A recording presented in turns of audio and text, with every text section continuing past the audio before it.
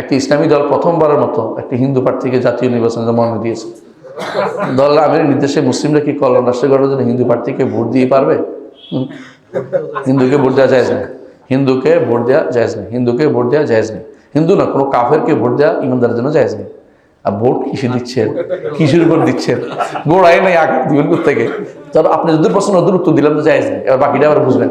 এমনিতেই আমরা এই সমস্ত ভোট থেকে কোনো উপকৃত হই না, আমরা কি করে দূরে থাকি, কারণ এগুলি আমাদের কোনো উপকার আসে না। আউযুবিল্লাহ, এগুলি ভোট দেওয়ার অর্থ হচ্ছে আপনি কিসে প্রমোট করতেছেন? কুফুরিকে প্রমোট করতেছেন। আপনি বোঝা উচিত এদেশের মানুষের অন্তরের ভিতরে রন্ধ রন্ধে কুফুরি ঢুকে আছে, শিরিক ঢুকে আছে, আর আপনি এদের প্রমোট করতেছেন কি জন্য? আপনি সরাসরি বিরোধিতা করবেন। যারা যারা ইমানের কথা বলে, ইসলামের কথা বলে, তাদের ভোট দিব না। আর আপনি যে অন্যায় করছেন এই জন্য ভোট পাবেন না, দেখি এর মধ্যে শুধু হইব 8% ভোটের জন্য আপনি কি বিক্রি করে দিবেন? কোন কথা এটা? আউযুবিল্লাহ। এই ভোটের সিস্টেমটা, বর্তমান যে সিস্টেমটা, এটা তো ভোট দেওয়া তো জায়েজ, কোনো সমস্যা নেই, কিন্তু সিস্টেমের উপর ভোট দেওয়া জায়েজ না। কোন সিস্টেমটা করছে? নারী ভোট পায়, নারী ভোট দেয়, হ্যাঁ, কাফের ভোট পায়, কাফের ভোট দেয় না। কাফের জন্য কাফের ভোট, কথা বলছেন কিনা? তাদের প্রতিনিধি আলাদা থাকবে।